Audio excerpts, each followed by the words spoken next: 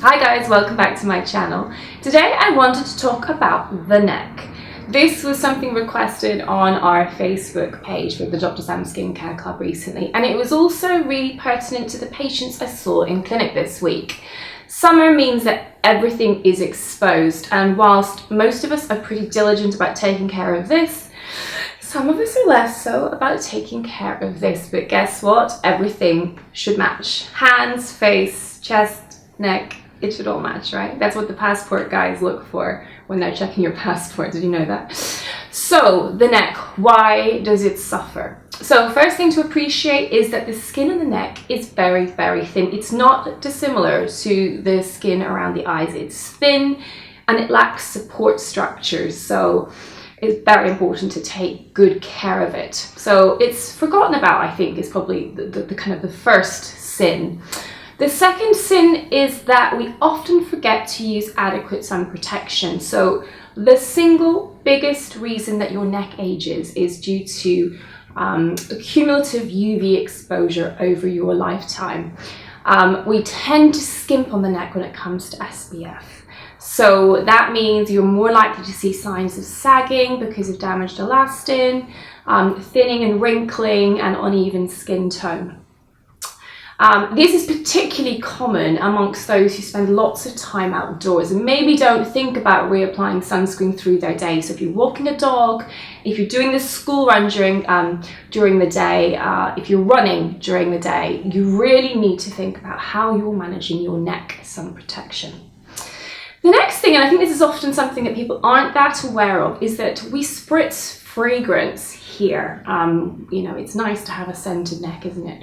However, there is definitely a group of people who are susceptible to some sort of sensitization through exposure to fragrance, which then, coupled with UV exposure, leads to changes that we call in dermatology poikiloderma, and that means redness, brown pigment, and thinning or atrophy. It's a sort of triumvirate of horror, and I often see a sort of blotchy pigmentation change along the neck, and it can affect men as well. So really something to think about whenever you are scenting yourself of a morning. The final thing I think to think about is postural stuff. So we're on our phones all the time, we're looking down at laptops, and then we're sleeping, and oftentimes how you sleep determines how this delicate skin folds. So the more you fold this thin, delicate skin, the more likely you are to get etched in creases and those annoying horizontal rings that can form. Some people are also prone to vertical lines, or banding as we call it, because they have a strong muscle called the platysma that pulls down. This is again something often seen in runners. Something that you can't necessarily control that much, but something to be aware of. I think the one last thing to mention is that people are often prone to skin tags on the neck, and I think in part it's because it's an area that's prone to friction, whether it's from jewellery or clothing, and that can lead to these little bobbly bumps appearing, often on the neck, but sometimes also in the underarm areas as well. So a multitude of things that can go wrong. How can you avoid these things from happening? So I think it's just as important to take care of your neck as it is your face. And I think that when you're doing your nighttime, your morning time routine, make sure that you expose everything, get rid of jewelry so there's no obstruction to doing the same things to your neck as you would your face. That's the first thing. The next thing, I think, because sunscreen is so important for the reasons I mentioned, I think I've mentioned this in videos before, have a separate product for your neck. That way you're not inclined to skimp. You may well be using a more expensive, more refined product for your face because it has to function with makeup and prime the skin, not be greasy, not clog pores. So I think it's perfectly fine for the neck where you're not applying foundation to perhaps use something that's a bit more affordable that you can lavish on your neck and use lots. So bear in mind that the figure for the face is 1/4 teaspoon per application. Use the same amount for your neck. Don't forget ears, and particularly those with short hair, and men are quite common culprits to miss the back of the neck. Don't forget to treat the back of the neck as well. It's a very common site for cumulative sun damage over your lifetime. So don't miss out on sunscreen on your neck.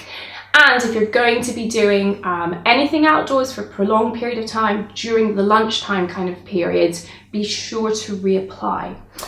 Next thing is when it comes to active ingredients, what can you use on the neck? Well, guess what? It's the same stuff that you use on your face. The things that are best tolerated, I find, are vitamin C and niacinamide, and they will both help prevent sun damage, they'll help reduce the risk of future sun damage, and they'll also improve the texture and pigmentation of your skin.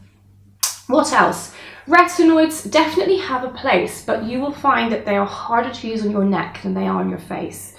So I always recommend starting more gently by perhaps using it every third night, and I would tend to start off with an over-the-counter retinoid if you're doing this for the first time, rather than diving in with anything prescription, which will oftentimes just lead to a red, rashy, irritated neck if you do things too quickly. So do less potent retinoid, something like retinol or retinal, lower strength, less frequently, possibly applying it over your moisturizer for further dilution of effect, and build it up slowly over time. So there's no doubt the thin skin there will benefit from the thickening, collagen boosting effects of retinoids, but be gentle and go slow.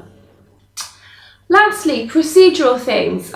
There's definitely a role for things like laser if you have redness or pigmentation on your neck. And for some with banding in the vertical plane, a little bit of Botox can help soften those overactive muscles and reduce the appearance of lines.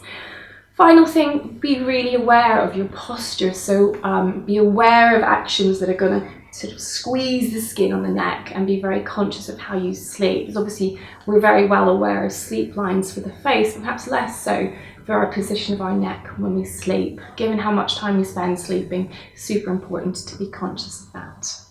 So bottom line, love your neck, show it a bit of affection, spoil it a little, and you'll reap the rewards and keep it in good condition, because ultimately prevention is better than cure. Thanks for watching. Bye for now.